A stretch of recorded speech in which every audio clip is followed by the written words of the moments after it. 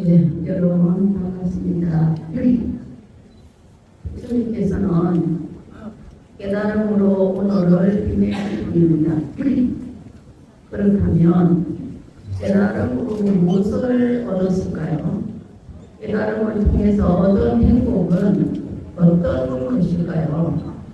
경전에서는 열반은 최고의 행복이다라고 했고, 또는 아무것도 소유하지 않아도 행복하다라고 했습니다. 고유와 열반의 맛을 본 사람은 고통도 없고 청정하다라고까지 말하고 있습니다. 법성교에서는 깨달음은 깨달은 사람만의 아는 경지이지 그 이외의 사람은 아는 경지가 아니다라고 했습니다. 그렇다면 과연 깨달음이라는 것은 어떤 것일까? 인격의 바탕과 인격의 질이 360도 전환한 상태라고 보아야 할 것입니다. 우리도 오늘을 위해서 우리 자신의 인격 향상과 인격의 질을 바꾸어야 되겠다는 조그만 서원을 한번 세워보자는 것입니다. 부다는 출가의 동기를 삶의 기쁨, 슬픔, 그리고 해방에 대한 탐구였다라고 언급을 하시면서 삶 속의 즐거움과 언급하면서 기쁨이 무엇인지, 슬픔이 무엇인지, 해방이 무엇인지에 대한 통찰이 없었다면 나는 깨달음을 얻었다고 선언하지 않았을 것이다 라고 말씀하십니다. 이 말씀은 불교가 삶을 어떻게 이해하고 재구성하는가에 대해서 근본적인 관점을 제시하는 것입니다. 상류타 니가야 56번에 부다께서는 삶의 기쁨이란 무엇인가라고 했습니다. 그런데 이 말씀은 굉장히 중요한 전환입니다. 왜냐하면 흔히 불교는 삶을 고통으로 부정하고 즐거움을 부정하는 종교로 오해를 하는 부분이 있습니다. 그렇지만 불교는 삶 속의 즐거움과 만족, 감각적 정서적 기쁨을 명확하게 긍정합니다. 인간은 아름다운 것을 보고 기뻐하고 관계 속에서 따뜻함을 느끼고 성취를 통해서 만족을 경험합니다. 그래서 부처님께서는 이러한 경험을 부정하지 않습니다. 오히려 그것이 어떻게 발생하는지를 관찰을 합니다. 부다의 통찰에 따르면 이러한 기쁨은 조건 지어진 것이다. 즉 특정한 대상, 상황, 신체적, 심리적 조건이 결합을 했을 때 발생한다라는 것이죠. 이 점을 이해하는 것은 기쁨을 제거하기 위한 것이 아니라 그 기쁨을 맹목적으로 절대화하지 않기 위한 것입니다. 다음으로 부처님은 삶의 슬픔을 통찰을 합니다. 무상함과 변동성인 배고에서 오는 상실감과 불안정성을 우리는 슬픔이라고 의미를 합니다. 우리가 기쁨이라고 부르는 것들은 지속되지 않고 조건이 변하면 사라집니다. 사랑은 변하고 건강은 약해지고 성취는 오래 유지되지 않습니다. 이때에 발생하는 상실감과 불안이 바로 삶의 위험이고 인간의 슬픔을 창조합니다. 그래서 중요한 점은 이 슬픔이 또한 이 위험이 이 고통이 운명이거나 인간 존재의 필연적 숙명으로 제시되는 것은 아니다라는 겁니다. 고통은 피할 수 없는 실존적 본질이 아니라 특정한 인식과 집착의 구조 속에서 발생하는 사건이다라고 불교는 보고 있습니다. 그 다음에 세 번째 통찰은 벗어남, 즉 해방입니다. 부처님께서는 이를 집착을 제거하고 버리는 것으로 정리를 합니다.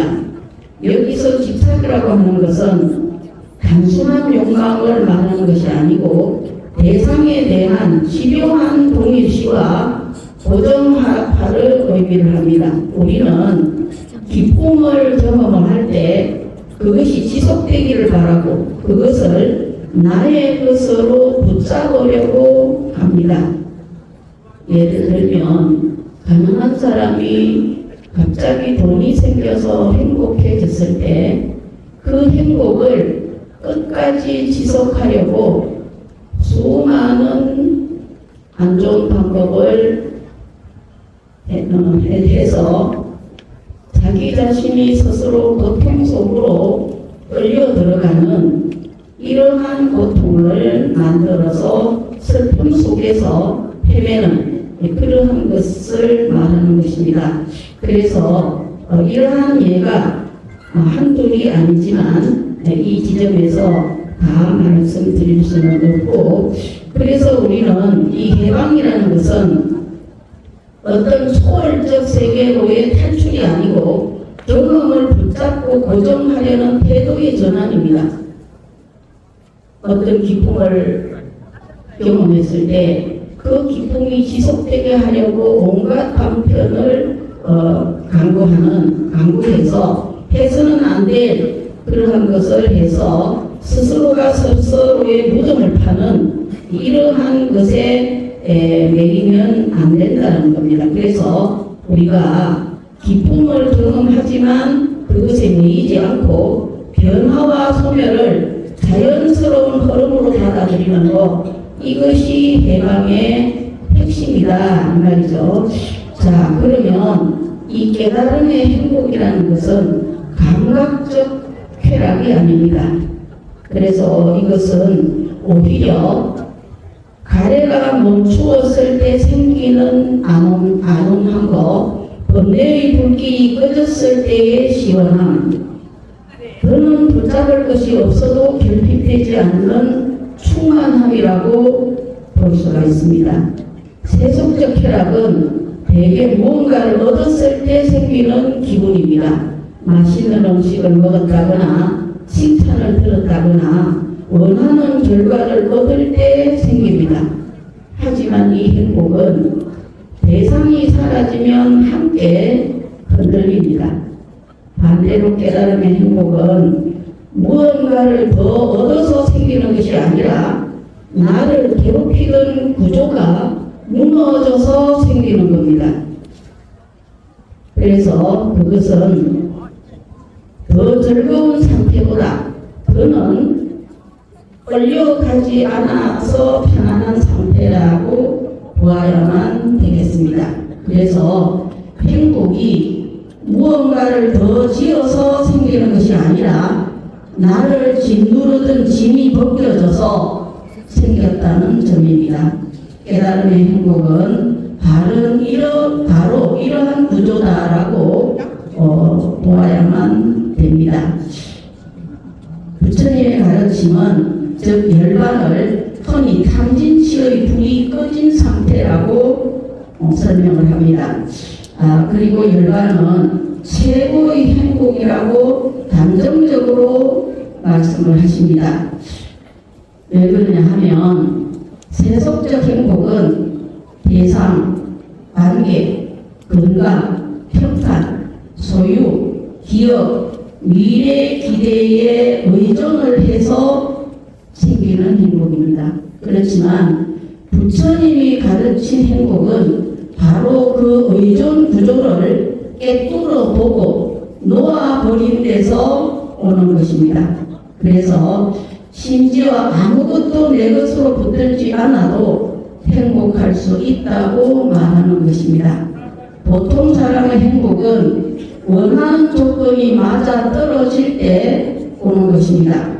깨달음의 행복은 조건이 마음을 흔드는 방식 자체가 바뀌었기 때문에 오는 것입니다. 예를 한번 들어보면 여러분이 누군가를 미워하다가 그 미움을 내려놓았을 때의 변화를, 몸의 변화를 한번 떠올려 보십시오. 미워하는 동안은 우리는 잠을 설칩니다. 생각이 꼬이고 몸이 뜨거워지고 같은 장면을 계속 떠올립니다. 그런데 정말로 그 미움이 내려놓아졌을 때는 아주 편안합니다. 그 편안함이 바로 행복인 거죠. 그래서 깨달음의 행복이라는 것은 바깥 세상이 완벽해서가 아니라 내 안에 적대 생성 장치가 멈추는 데서 오는 행복입니다. 이 말을 다시 한번 해석해 보면 내 마음 안에 적대 생성 장치라는 것은 우리는 모든 것을 다른 사람의 눈치를 보고 다른 사람의 행복했을 때 질투가 나고 사돈이 돈을 사면 내가 아프고 이런 심리가 적대 생성 원리다라고 볼 수가 있습니다. 내가 행복해야 되고 내가 좋은 차를 타야 되고 내가 다른 사람한테 칭찬을 받아야 되고 그런데 옆에 사람이 칭찬을 받거나 옆에 사람이 급수가 올라갔다거나 뭐 이러한 좋은 일이 생기면 입으로는 칭찬을 하고 찬탄을 하면서도 마음속으로는 괜히 시기 질투심이 일어납니다. 그 시기 질투심으로 통해서 괴로움을 만들어내는 건수가 가만히 살펴보면 거의 40~50%가 되지 않나 하는 생각이 듭니다. 자, 그래서 불안이 갑자기 끊어진 밤을 한번 여러분이 떠올려 보십시오. 걱정이 극심하면 아무리 좋은 침대도 고통스럽습니다. 그렇지만 마음이 고요하고 편안하면 단순한 자리에도 아주 깊이 잠들고 쉴 수 있습니다. 그래서 수행전의 왕자였던 바티아 비구가 부처님 당시에 부처님 제자입니다. 행복하다라고 반복해서 외친 이유도 옛날에는 왕궁 안팎의 경비가 무수하게 있어도 늘 두려웠다 이 말이죠. 그런데 지금은 홀로 있어도 전혀 불안하지 않기 때문에 행복했던 겁니다. 그래서 이 이반은 열반의 즐거움이 외적 안전장치가 많아서 생긴 즐거움이 아니라 두려움의 구조가 사라져서 생긴 행복임을 우리에게 잘 보여주는 것입니다. 그래서 첫 경전에서는 첫째로, 둘째로, 셋째로 선정의 기쁨과 즐거움이 몸 전체를 빈틈없이 적셔준다라고 말씀하고 계십니다. 이것은 감각의 대상 없이도 마음의 수련으로 생겨나는 비감각적 행복이 가능하다라는 것입니다. 즉 부처님의 행복은 단순한 감정으로 느끼는 행복이 아니라 마음이 정화되고 집중되고 통찰될수록 드러나는 질적으로 다른 행복입니다. 자, 지금까지 부처님의 행복을 대충 거론해 봤습니다. 그러면 우리도 그 행복을 향해서 갈 수 있는가? 어떤 방법을 통해야만 그것을 얻을 수 있고 실천으로 내 인격을 변화시킬 수 있을까입니다. 그래서 첫 번째, 행복의 정의를 바꿔야 됩니다. 불교에서는 기쁨의 감각을 부정하지 않습니다. 그렇지만 그 감각으로 느끼는 기쁨은 조건 지어져서 생긴다라는 것을 분명하게 이해를 해야 합니다.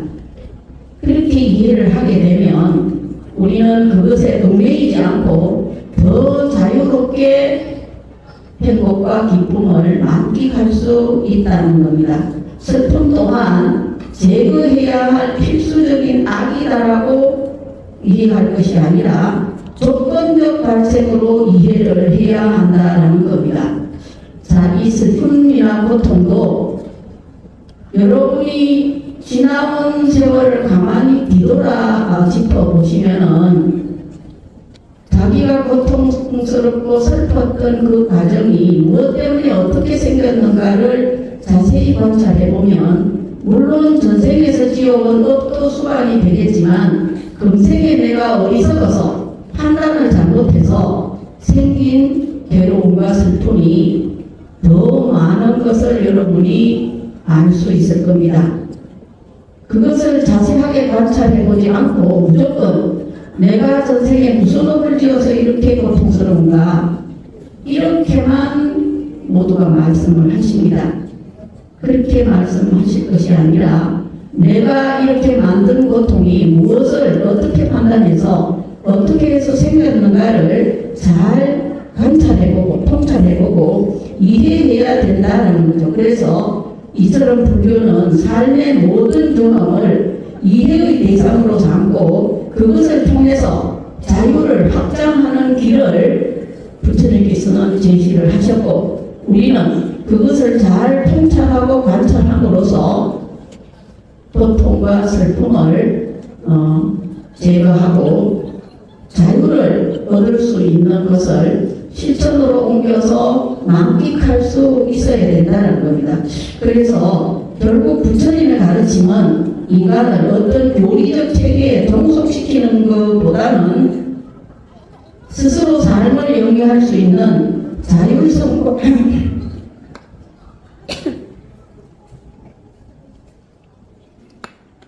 자율성과 자유를 회복시키는 데 있습니다. 이것이 기쁨이다, 이것이 위험이다, 이것이 벗어남이다라는 통찰은 외부의 권위에 의존하지 않고 자신의 경험을 통해서 확인되어야만 하는 것입니다. 그 다음에 둘째는 몸이나 말이나 마음의 거친 습관부터 줄여야 합니다. 부처님은 수행의 기구에서 몸의 행위, 말의 행위, 마음의 행위를 정화하라고 말씀하셨습니다. 불교에서 말하는 업이라는 것은 단지 미래 보상의 문제가 아닙니다. 현재 인격 구조를 만드는 반복의 힘이라고 보셔야 합니다. 세 번째, 감각 절제를 배워야 합니다. 경전에서는 형상을 볼 때, 즉 아름다운 형상이나 어떤 자기가 끌릴 수 있는 어떤 형상을 볼 때 그 특징과 세부에 끌려가지 말라고 말씀을 하십니다. 이것은 바로 마음의 주도권 회복입니다. 즉 예를 들면 그 노름하시는 분이 노름으로 한번 돈을 많이 따서 기뻤다. 마음속으로는 이러면 안 된다 하면서 자기도 모르게 가서 다시 노름을 하는 이러한 것은 바로 자기의 어떤 그 감각 절제를 할 수가 없어서 그렇게 되는 것입니다. 술을 마셔서 술 중독에 걸리는 분도 역시 마찬가지죠. 술을 안 마시면 또 마시고 싶은 그 감각, 그것을 절제할 줄 아는 그것이 바로 자기 마음의 주도권 회복을 말하는 겁니다. 그 다음에 네 번째, 집중을 길러서 비감각적 행복을 맛보아야 합니다. 경전에서는 욕망에서 잠시 물러난 마음이 오히려 몸 전체를 적시는 기쁨과 즐거움을 경험할 수 있다라고 말씀하십니다. 이것이 성정의 초기 단계입니다. 행복은 자극의 양이 아니라 마음의 질에서 나온다는 것입니다.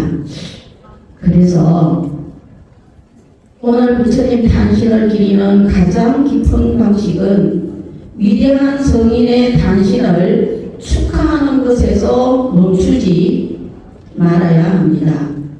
진정으로 부처님을 기리는 길은 그분이 얻으신 행복이 어떤 종류의 것인지 조금이라도 바르게 이해하고 내 삶의 방향을 그쪽으로 한 걸음 돌리는 것입니다.